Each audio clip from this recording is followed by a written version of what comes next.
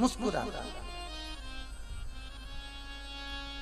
मुंगेरी लाल के हसीन सपने जैसे मत बैठे। कई कई माताएं तो 24 घंटा एक जैसी मिलती हैं, उनको देख के दया आ जाती। काय को कथा में आ गई, घर चली जा, टीवी देख ले, मत बैठ, तेरा मुंडा देख लूं तो कथा नहीं, ऐसी बैठी ऐसे 24 घंटे ऐसा लगे जैसे पूरा पहाड़, पूरी मंडी द्वीप का भार इसी पे टूटा बिचारी। कई कई पुरुषों को देखना ऐसे मिले बेरूहन, काय को ऐसा हो गया। अरे भगवान ने चेहरा दिया है प्रशंसा के लिए, मुस्कुराते रहो, स्माइल देते रहो। अगला जन्म मिल गया तो मुस्कुराओगे नहीं, कुत्ता को कभी मुस्कुराते हुए नहीं देखोगे। प्रसन्न चेहरा। फोटो खिंचवाने जाओ तो वो भी कहता है आंटी स्माइल प्लीज, वो भी कहता था इधर मुस्कुरा लो। भले तू घर से सच के आई है, पर जब तक हंसेगी नहीं फोटो अच्छा आएगा नहीं। भले सच के कितना भी चले जाए, कितना भी सच के जाओ, पर मुस्कुराहट होना चाहिए, चेहरा प्रसन्न हो। महाराज और होना चाहिए प्रसन्नता। अभी भोपाल में फूफा जी आए, कथा करी, वहां जितनी इनकी बेटियां दामाद और सब प्रसन्न, चेहरे पर स्माइल। कई कई जगह हम लोग कथा करने जाते हैं, वहां सब ऐसे मिलते, भगवान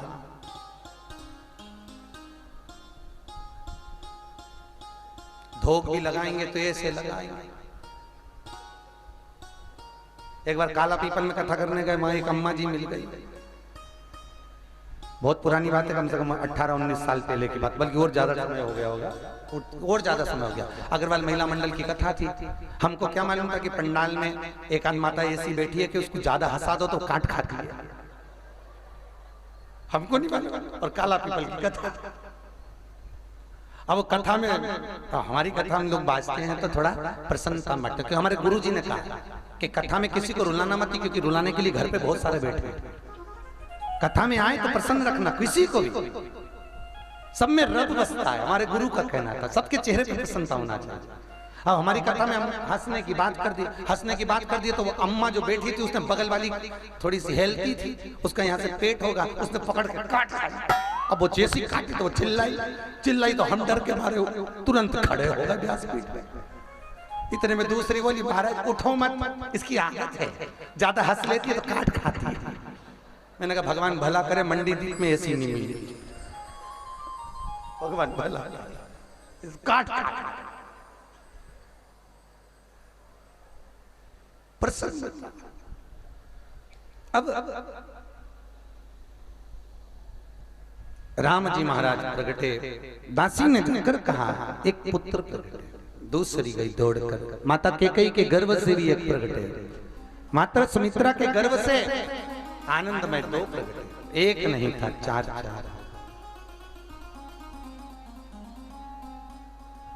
पूरी अयोध्या में आनंद हो गया, अवधपुरी में बधाइयां बज रही।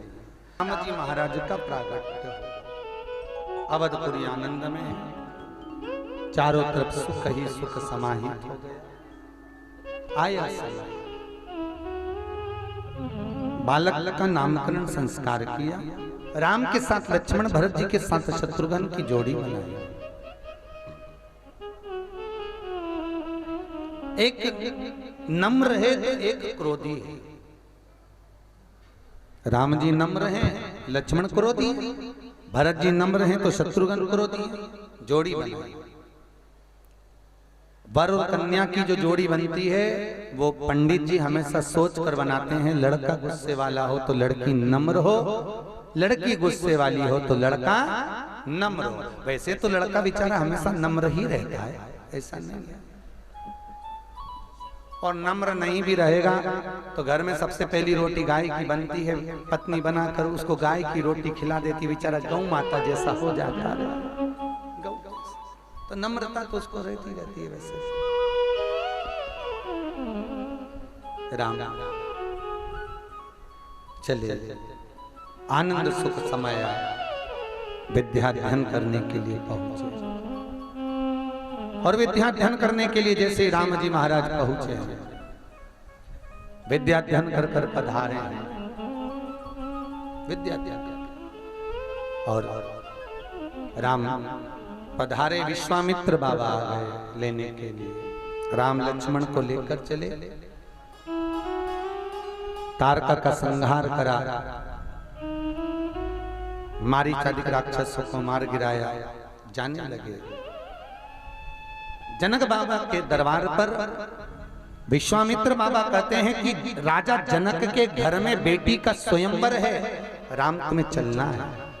राम जा अहिल्या को तारते हुए मेरे राम जनकपुरी में प्रवेश कर। जनकपुर की माताएं सब राम जी को छत पर खड़ी होकर खिड़कियों में से, झरोके में से देख रही है।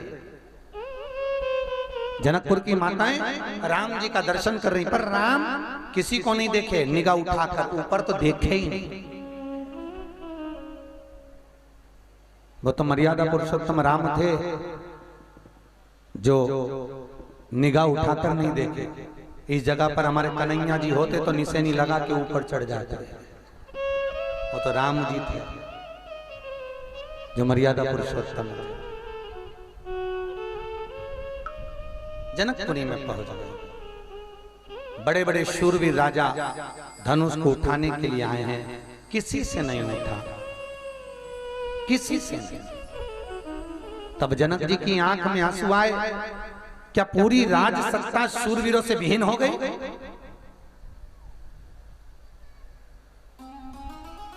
लक्ष्मण जी को क्रोध आया। लक्ष्मण जी बोले, ओ बाबा महाराज इतनी बड़ी बड़ी बात करते हो, अभी हम बैठे हैं, ऐसे कई धनुष तो हमने खिलौने में तोड़ दिए हैं। विश्वामित्र बाबा ने राम जी को आज्ञा करी, जाओ राम धनुष उठाओ, चढ़ाओ, तोड़ दो। राम जी ने धनुष को उठाया, चढ़ाया, तोड़ दिया। जैसे टूटा, सीता जी जयमाला लेकर पधारी। स्टेज प्रोग्राम प्रारंभ हुआ। होता है मंडी द्वीप में स्टेज प्रोग्राम, शादी के समय में लड़की आती है जयमाला लेके, दो उसका लहंगा संभाल के चलती। मेरे को एक बात समझ में नहीं आती, उससे उसका लहंगा नहीं संभले तो घर के ही संभालेगी।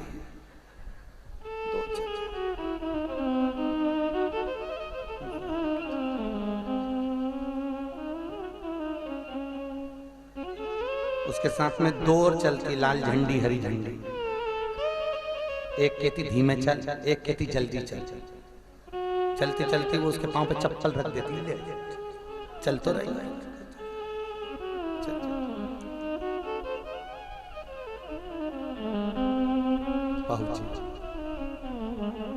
कोई पूछ रहा था, गुरुजी पहले जब भोजन होता था तो पंगत में भोजन के बाद झाड़ू लगती थी, उसके बाद दूसरी पंगत बैठती थी। सही है कि गलत है? आज के जमाने में भोजन होता है तो झाड़ू तो लगती ही नहीं है। हमने का लगाने की जरूरत भी नहीं है। माताएं इतना लंबा लहंगा पहन के आती, जहां से निकल के जाती वहीं का डिस्पोजल साफ कर जाती। काय को फालतू का बेटर का पैसा लगा, जब अच्छा सा काम हो रहा है।